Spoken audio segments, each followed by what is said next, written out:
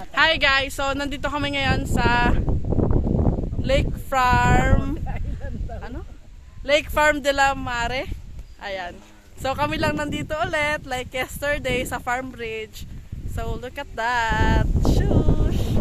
Yung bata, birthday niya today is in October 18, 2023. Ayan lang yung ginagawa niya. Ayan. Pinasikat pa. Oh.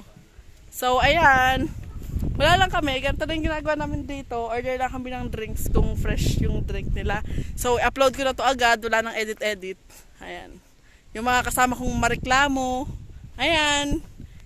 Yan. Yung tatay ko, pati yung nanay ko, mga marireklamo.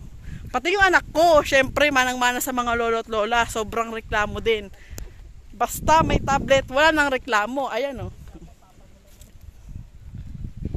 Tapos yung isa naman, basta may alak, walang reklamo. Yung lolo. Ito namang ama, basta't hindi gutom. Ayan, walang reklamo. Ayan ang mga sakit ng aking mga kasama. Tapos ito namang nanay ko, pag galit yung tatay ko, galit din.